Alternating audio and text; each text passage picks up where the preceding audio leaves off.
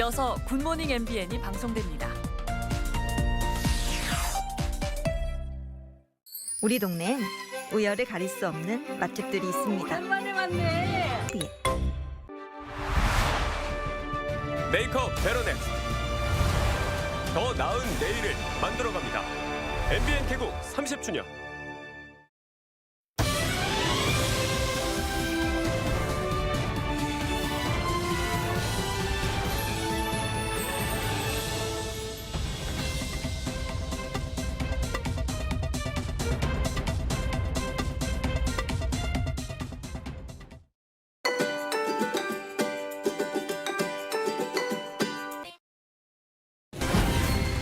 절기상 동지인 오늘 아침 서울 영하 5도 등 전국이 영하권으로 떨어졌습니다. 추위는 낮부터 차차 풀리겠고 내일부터는 다시 겨울비가 내릴 전망입니다. 윤석열 전 대통령의 공천 개입 의혹에 연루된 이준석 개혁신당 대표가 김건희 특검의 피의자 신분으로 소환돼 9시간 넘게 조사받았습니다. 오는 28일 수사를 마치는 특검팀은 이번 주 윤 전 대통령과 김건희 여사를 재판에 넘길 계획입니다. 더불어민주당이 판사 추천 방식을 수정한 내란전담재판부 설치법을 오늘 국회 본회의에 상정합니다. 국민의힘은 법안 철회를 주장하며 무제한 토론, 필리버스터로 맞대응할 계획입니다. 지난 4월 SK텔레콤 해킹 사고에 대해 한국소비자분쟁조정위원회가 1인당 10만 원을 보상하라고 결정했습니다. 모두 2조 3천억 원 규모로 SK텔레콤은 수용 여부를 신중히 결정하겠다고 밝혔습니다. 시청자 여러분 안녕하십니까? 저는 오늘부터 굿모닝 MBN 진행을 맡은 조희로입니다. 1년 중 밤이 가장 긴 동지인 오늘 전국에 영하 10도에 육박하는 강추위가 찾아왔습니다. 바람까지 불어 체감온도는 더 낮은데요. 출근길에 평소보다 더 따뜻하게 챙겨 입으셔야겠습니다. 오늘 굿모닝 MBN은 현장 취재기자 연결해 자세한 날씨 소식부터 살펴보겠습니다. 최영 기자, 어제보다 더 춥다고요? 네, 저는 서울 광화문 광장에 나와 있습니다. 추위에 출근길 시민들의 옷차림은 무척 두꺼운 모습입니다. 오늘 아침 서울의 최저 기온은 영하 5도, 철원 영하 9도, 파주는 영하 9도까지 떨어졌습니다. 거센 바람까지 불면서 체감 온도는 이보다 훨씬 더 낮은 상황입니다. 특히 영남 내륙을 중심으로는 한파특보도 발령된 상태입니다. 어제와 비교하면 대부분 지역의 기온이 5도에서 10도 안팎으로 떨어졌습니다.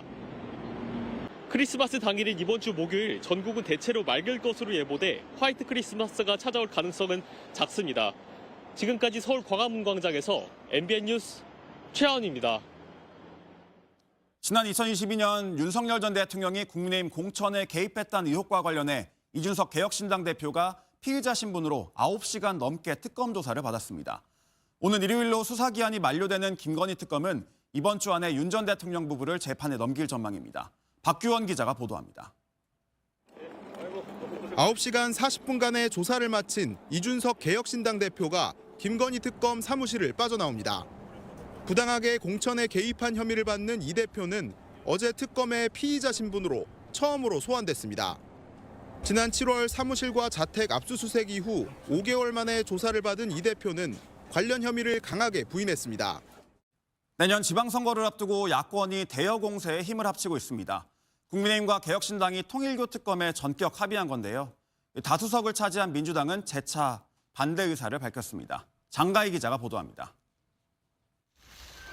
국민의힘과 개혁신당이 통일교와 정치권을 둘러싼 의혹을 수사하는 통일교 특검 공동 발의에 합의했습니다. 국민의힘과 개혁신당이 법안 발의를 밀어붙인다 해도 국회 문턱을 넘기는 어렵습니다.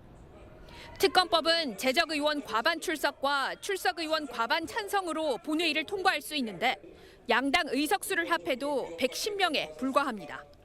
보수 야권은 여론전을 강화해 특검 요구를 관철시키겠다는 방침인 가운데 양당은 빠르면 이번 주 최종안을 제출할 계획입니다. MBN 뉴스 장가입니다.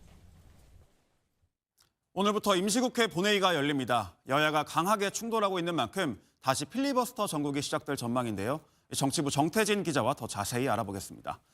네, 정 기자, 우선 본회의에 올라갈 법안부터 살펴보죠. 민주당이 내란재판부법에 속도를 내고 있다고요?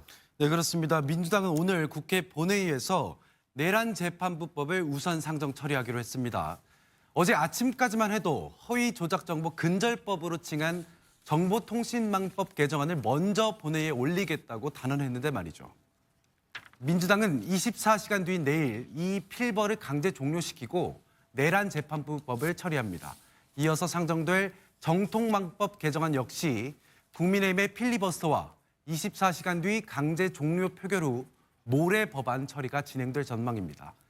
민주당은 연말 본회의 기간 이후에는 법 왜곡죄 신설이나 법원 조직법 개정에도 차례로 나선다는 계획입니다.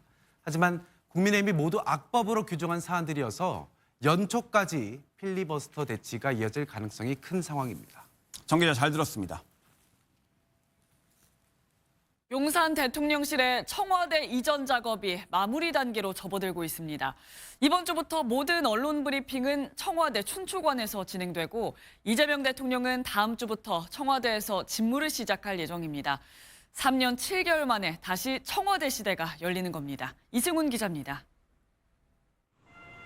굳게 닫혀있던 청와대 춘추문이 열리고 화물 차량이 들어옵니다. 책상과 집기 등 이삿짐이 건물 안으로 분주히 옮겨지고 있습니다.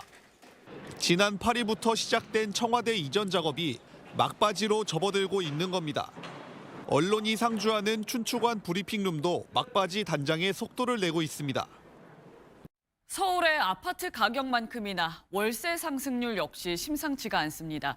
지난달까지의 서울 아파트 연간 월세 상승률이 처음으로 3%대를 넘어섰는데요. 11호 대책 발표 이후 전세 매물이 급감한 탓으로 풀이되는데 서민층의 주거 부담은 더 커질 전망입니다. 이시열 기자가 취재했습니다. 서울 동대문구의 1,800세대 신축 아파트. 지난달 이뤄진 거래 4건 중 3건이 모두 월세입니다.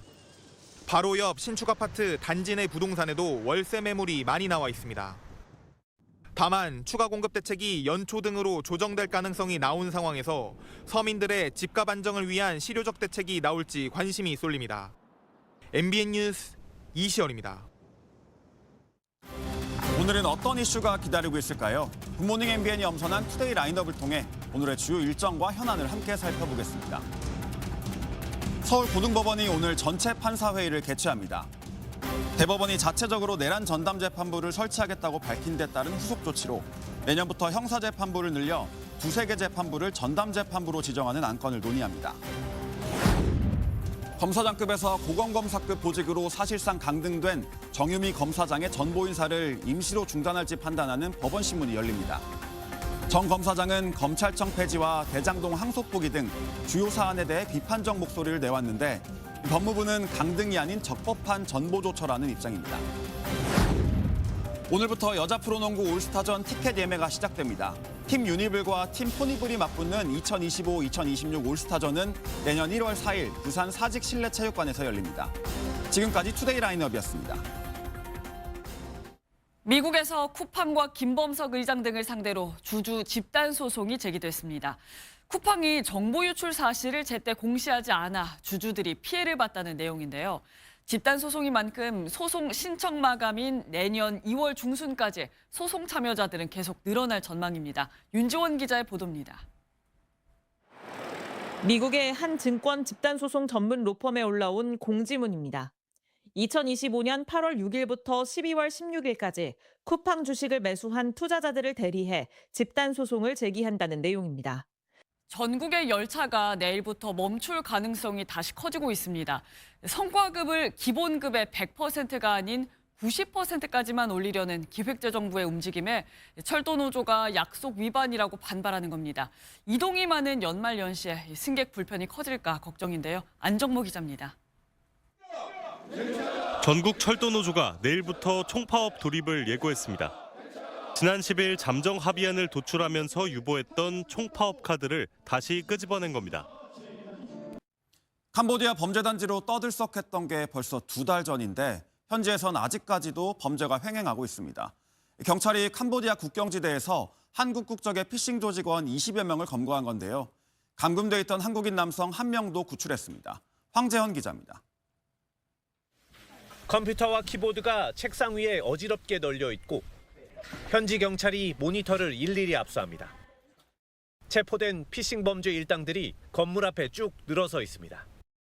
이번 달 들어 코리아 전담반은 캄보디아 내 한국인 2명을 구출하고 피싱이나 온라인 사기 혐의자 92명을 붙잡았습니다. MBN 뉴스 황재현입니다. 신생아나 산모를 대상으로 정기적인 회진을 해준다고 광고하는 일부 산후조리원들이 있는데요. 현행법상 위법인데다 보건복지부에서도 문제가 있다고 지적했지만 현실은 달랐습니다. 정혜진 기자가 현장 취재했습니다. 이용료가 1,000만 원, 많게는 2천만 원을 훌쩍 넘는 서울의 한 조리원입니다. 전문적인 신생아 케어와 산모 관리 마사지까지 제공돼 필수 선택지가 되고 있습니다. 샤워할 때 이를 닦으면서 샤워기로 입을 헹구는 분들 계실 텐데요. 폐에 만성염증이 생길 수도 있다고 합니다. 이 내용은 전민석 기자가 보도합니다. 샤워와 양치 습관을 시민에게 물어봤습니다. 입은 샤워기에서 나오는 물 그냥 받아서 헹구고 버립니다. 무심코 샤워기로 입을 헹구는 습관은 폐에 만성염증을 일으키는 비결핵 항산균에 감염될 가능성을 높입니다. 이미 폐질환을 앓고 있거나 면역력이 떨어진 사람은 특히 주의해야 합니다. 다만 비결핵 항산균은 결핵과 달리 사람 사이에 전염되진 않습니다. MBN 뉴스 전민석입니다.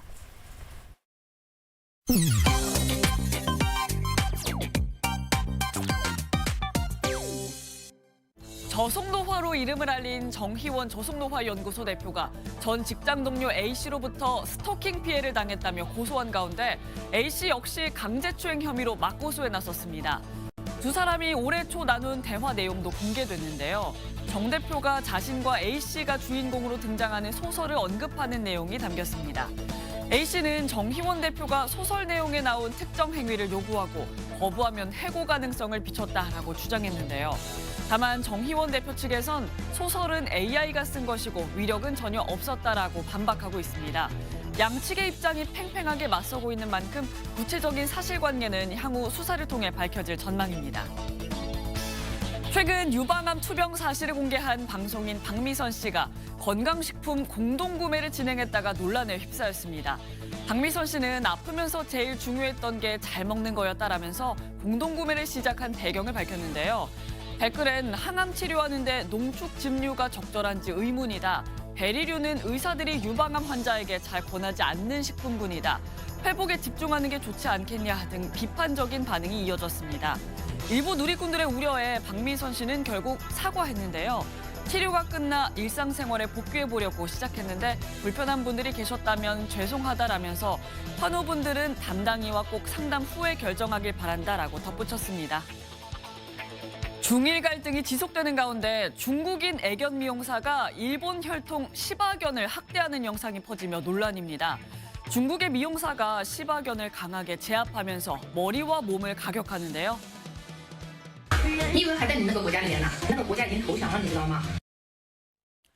일본 혈통의 개라는 이유만으로 엉뚱한 분풀이를 합니다. 영상을 본 누리꾼들은 동물이 무슨 죄냐, 반일 감정을 동물에게 투영하면 안 된다라고 지적했는데요. 다만 일부 중국 누리꾼들은 일본 개들은 맞아야 한다, 말로 안 되면 혼나야 한다 등 비판보다 동조하는 반응을 보이며 논란이 더 거세지고 있습니다. 지금까지 인터넷 와글와글이었습니다.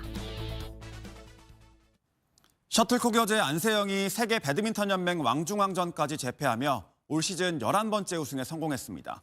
한 시즌 여자 단식 11회 우승에 상금 100만 달러 돌파까지 최초의 또 최초 기록입니다. 최영규 기자입니다. 올 시즌 결승전에서만 6번 만나 모두 이긴 중국의 왕제이를 상대로 안세영은 천적다운 모습을 뽐냈습니다. 한국계 최초의 나사 우주비행사인 조니김이 귀환 후 처음 열린 기자회견에서 245일간의 우주 생활을 회상했습니다. 특히 김치와 쌀밥이 가장 그리웠다면서 가족들이 직접 우주로 보내준 음식을 소개했습니다. 이한나 기자가 보도합니다. 8개월간의 임무를 마치고 돌아온 조니김. 지구에 무사히 돌아온 게 꿈만 같다는 표정이었습니다. 한국계 최초 나사 우주비행사라는 역사를 쓴 조니김. 우주비행사가 가질 수 있는 가장 위대한 자질은 기술이 아니라 사랑이라는 말을 남기며 245일간의 대장정을 마무리했습니다. MBN 뉴스 이한나입니다.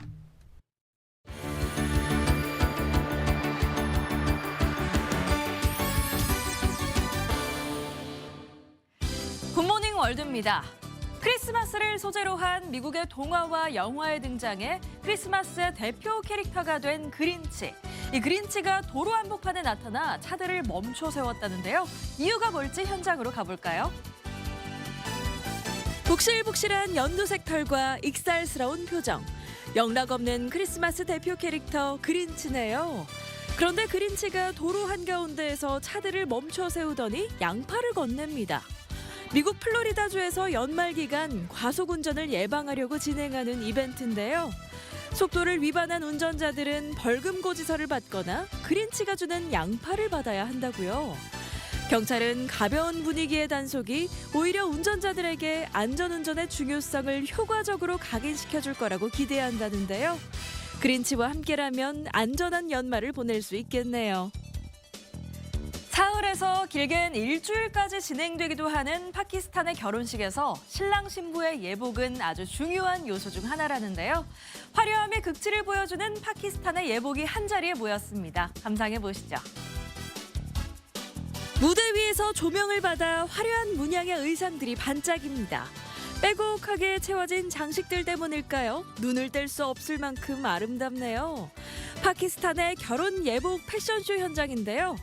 이슬람 국가인 파키스탄에선 흔히 알려진 서구식 드레스가 아닌 전통 의복을 입고 결혼식을 올린답니다. 성별과 관계없이 최대한 화려하게 치장하는 게 특징이라죠. 올해로 23회째를 맞은 이 행사는 파키스탄에서 열리는 유일한 패션쇼이기도 하다는데요. 유능한 디자이너들이 앞으로 멋진 작품을 더 많이 선보여줬으면 좋겠네요. 영화 기생충에서나 보던 일이 실제로 일어났습니다. 주택 지하실에서 누군가 몰래 살고 있었던 건데요. 이 침입자의 정체 확인해 보시죠. 미 캘리포니아주 알타데나의 한 주택. 덩치 큰 곰이 좁은 구멍으로 몸을 비집고 들어갑니다. 지하실에 침입하는 건데요. 250kg에 달하는 몸집으로 방충망까지 뜯어버렸습니다. 곰은 제 집 드나들듯 이곳에서 무려 2주 넘게 살았고 참다 못한 집주인이 달콤한 향이 나는 금속 덫을 설치했다고요. 그런데 그 덫을 확인하고 나서도 마냥 웃진 못했는데요. 주인이 애타게 찾던 곰이 아닌 전혀 다른 곰이 덫에 걸린 겁니다. 이제 집주인은 곰이 스스로 눈치채고 나가기만을 기다리고 있다네요. 지금까지 굿모닝 월드였습니다.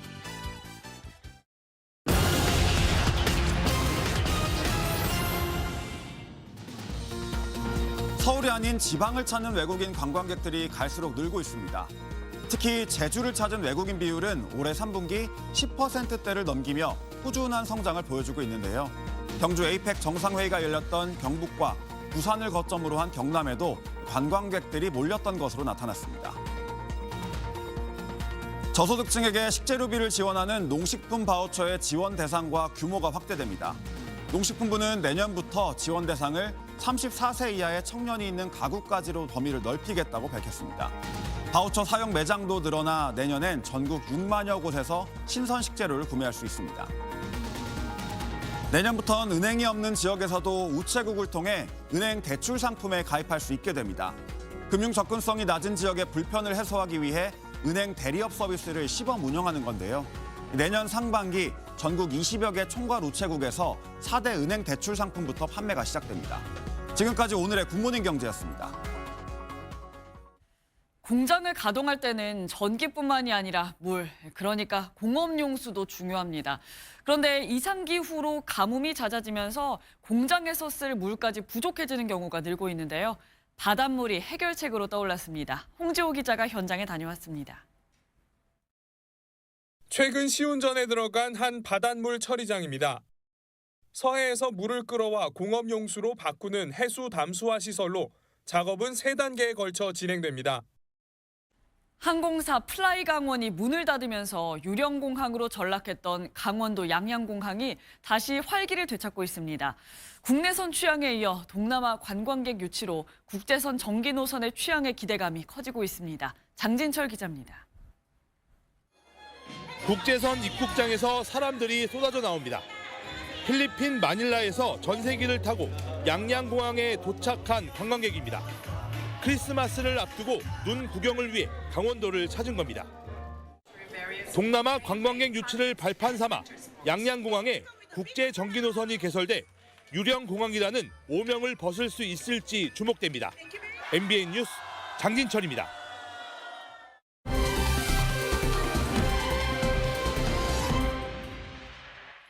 오늘은 어느덧 올해 마지막 절기 동지입니다. 1년 중 밤의 길이가 가장 긴 날이기도 한데요.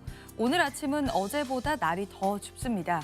영남 지방으로 한파주의보가 발효된 가운데 경북 봉화는 영하 10도를 밑돌고 있고 서울도 영하 5.7도 안팎까지 떨어져 있습니다. 그래도 낮부터는 기온이 조금씩 오르겠습니다. 오늘 한낮에는 서울이 4도 안팎까지 오르겠고요. 내일 오후부터 크리스마스 이브인 수요일 아침까지 곳곳에 비가 내릴 전망입니다. 오늘 전국 하늘 대체로 맑은 가운데 동해안으로는 대기가 무척 건조합니다. 이 시각 현재 기온을 보면 서울이 영하 5.7도, 춘천이 영하 9도, 창원도 영하 2.2도를 가리키고 있습니다. 한낮 기온은 서울이 4도, 대전과 전주 7도, 부산은 12도로 어제보다 2에서 4도가량 높겠습니다. 성탄절인 이번 목요일에는 대체로 맑은 가운데 영하권 추위가 찾아와 춥겠습니다. 날씨였습니다. 저희는 내일 아침 7시에 더 알찬 소식으로 돌아오겠습니다. 건강하고 행복한 하루 보내시기 바랍니다. 고맙습니다.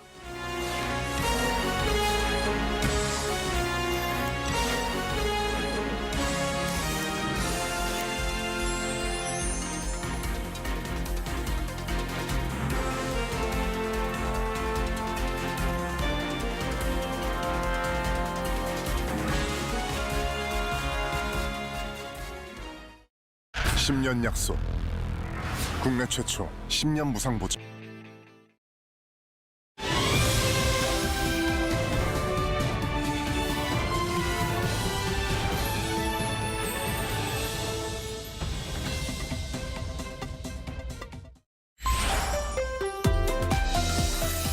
이어서 아침엔 매일경제가 방송됩니다.